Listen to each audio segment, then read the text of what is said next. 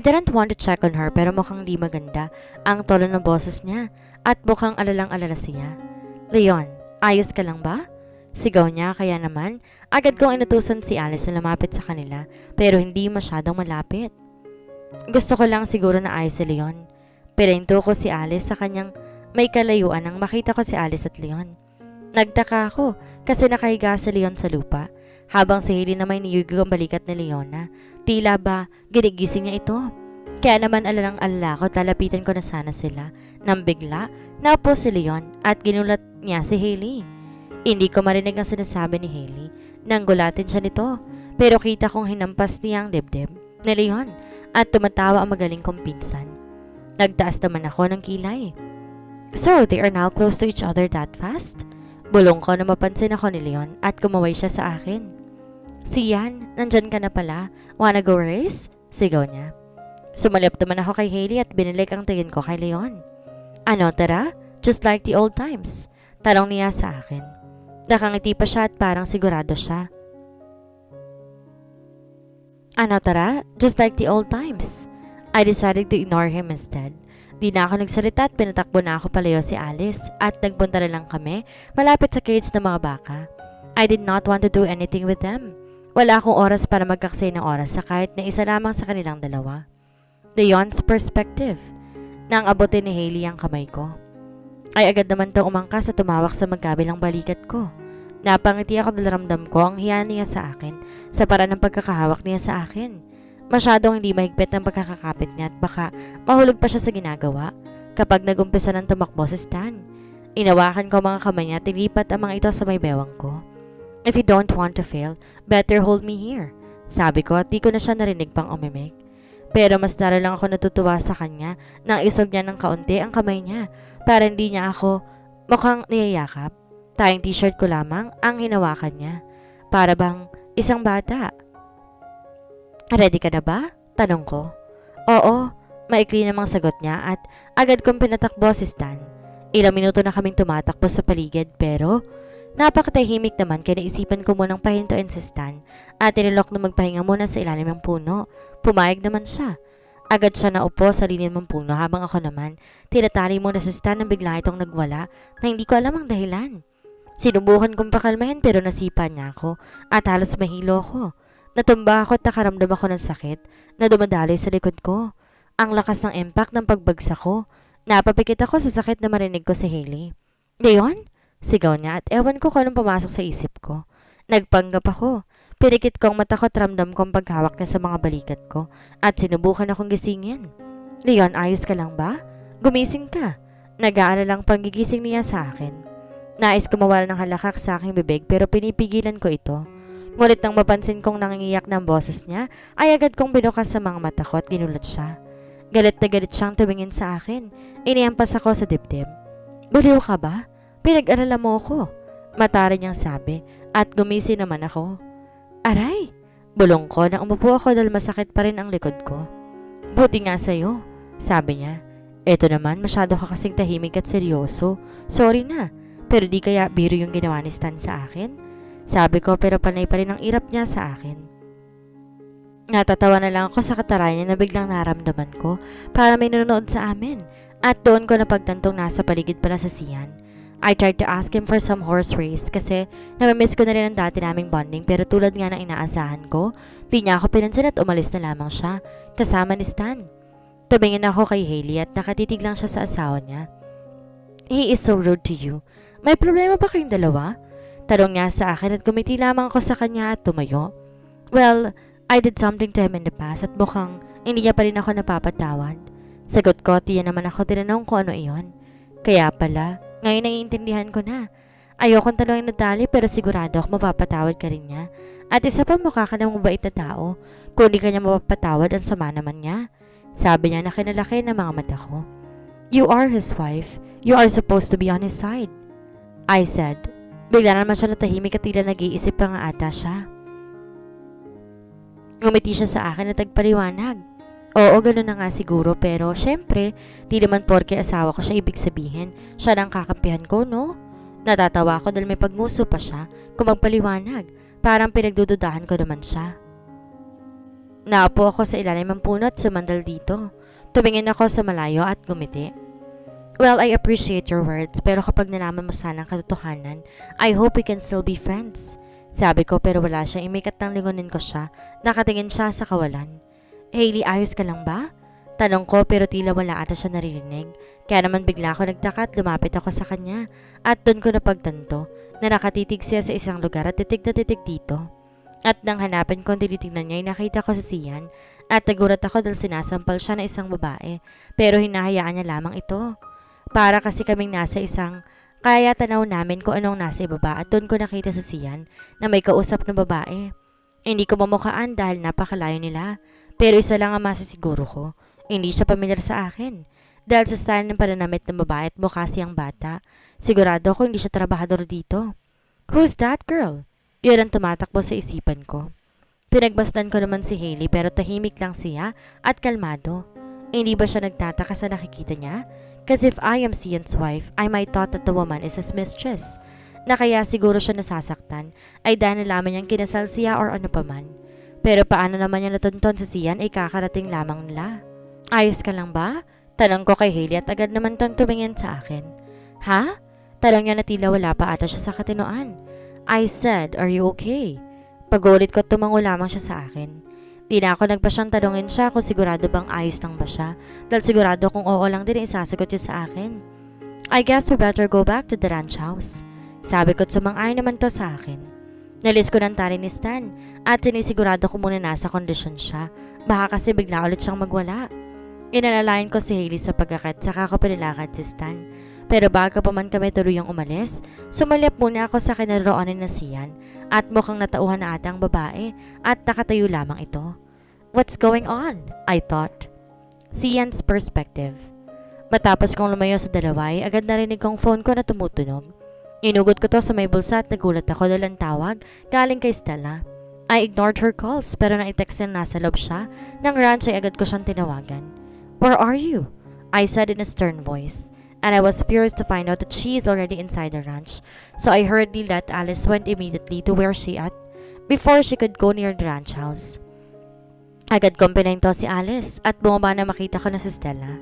Agad tong lumapit sa akin at niyakap ako. I thought you're going to ignore me forever, she said. Tinulak ko naman siya sa balikat at seryosong tumingin sa mga mata niya.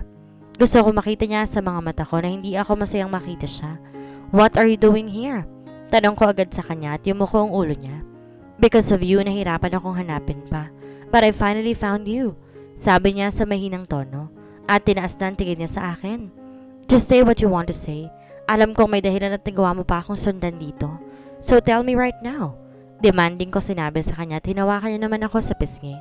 Naiirita ako sa ginagawa niya. We're having a baby, Sian. Ngiti niya sa akin. Nanginginig naman akong napatitig sa kanya. Nagulat ako sa nabalitaan ko at napatingin ako sa tingin niya na inahaplos niya. This is great, isn't it? Sabi niya takawak pa rin siya sa pisngi ko at nainis ako at tinawakan ng kamay niya para lasing yun sa mukha ko. Abort the baby, I exclaimed and she got surprised and disbelief. Did you just said to abort my baby? Our baby? Your baby? Madiin niyang sinabi at nanggigigil ako dahil hindi dapat ito mangyayari kung hindi dahil sa kanya. Yes, Estella. I didn't want that baby and I will never want it to be the man who will give you kids. Masungit kong sinabi. How dare you? After all we spent that night, etong gagawin mo sa anak mo? Sigaw niya, tinila ko siya sa balikat. Nilapit ko siya sa akin. Nag-aapoy ang mga mata kong tumitig sa kanya. You know that you drugged me that night, Estella. I trusted you as my friend pero katulad ka pa rin ng lahat. You took advantage of my weakness and drugged me. You planned everything that night so that fucking baby is not created by love. You know that very well. Dinuro-duro ko pa ang tiyan niya sa sobrang galit ko. Nang bigla niyang hinila pababa ang mukha ko at tinalikan ako. Huwag mong sabihin na hindi mo to ginusto. I know you like it as well. Hindi mo ba to namimiss? Mangiyak-ngiyak niyang sabi habang patuloy sa paghalik sa akin. Pilit na tinutulak ang katawan niya sa akin. I did not want to hurt her but she is being so stupid. Hinila ko ang kamay niya at mariin ko itong hinawakan. Aray siya, nasasaktan ako. Sabi niya pero hindi ko siya pinakinggan. Binitawan ko ang kamay niya at tinignan siya ng masama. Stop this already, Stella. Dahil kahit maghabol ka na hindi mo ako mapipilit and I am married. Kaya huwag ka na mag-aksaya ng panahon. Sabi ko at tinalikuran ko siya. Pero niyapos niya ako sa may likuran at nagmamakaawa. Alam ko hindi totoong sinasabi mo. Yung totoo man, ano meron siya na wala ako? I am your friend for years at lagi yung nakikinig sa mga problema mo at dinadamayan ka. I am fucking in love with you, Sian. Sabi niya. Nilingon ko siya, tuminga ako ng malalim. I don't want you in my life anymore. You're not my friend anymore. Sabi ko.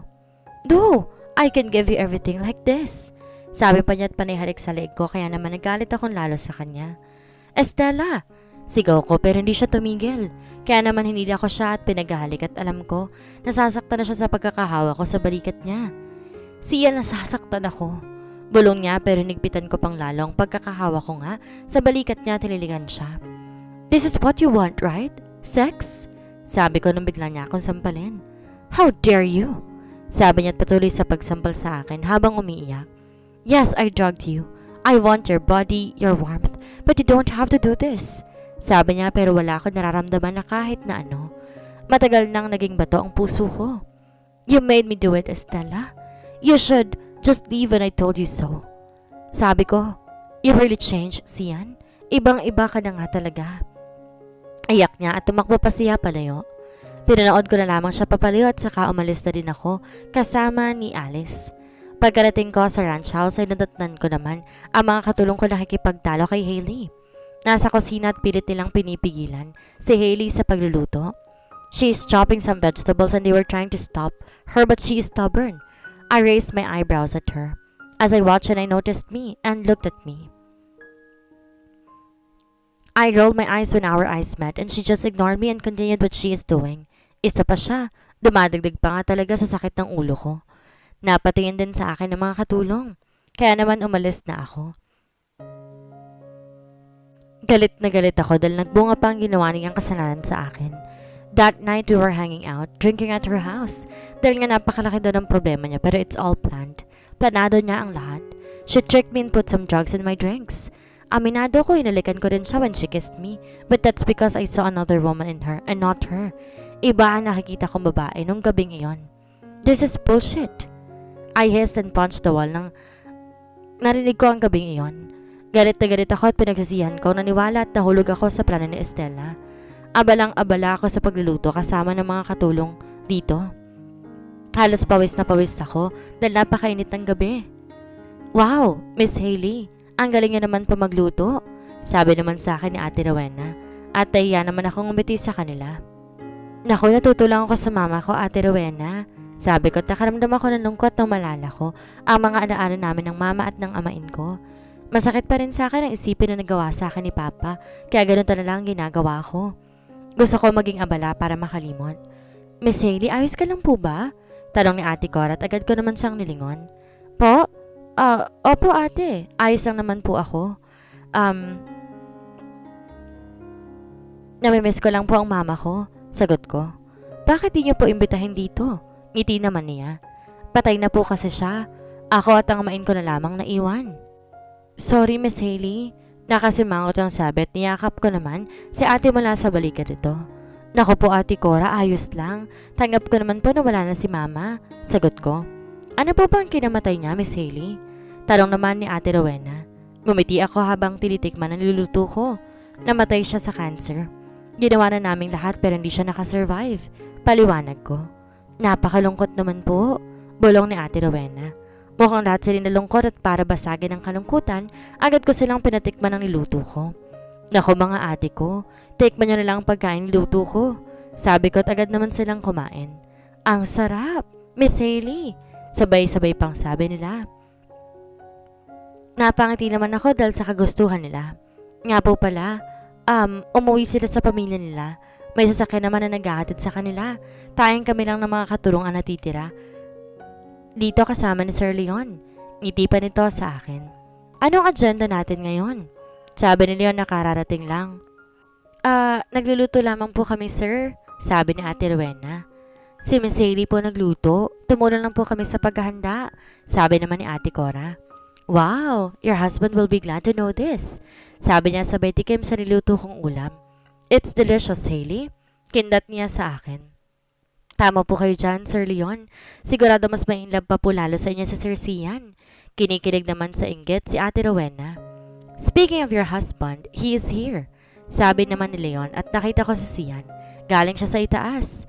He is grumpy but he is charming in a unique way. I cannot pinpoint kung ano ba nakakabighani sa kanya. Sir Sian, malapit na po si Miss Hailing matapos na magluto. Pinaganda niya po kayo ng pagkain. Sabi ni Ate Rowena at gulat na gulat ako sa sinabi niya. Ay, hindi ko naman pinagluluto ang halimaw na yun eh.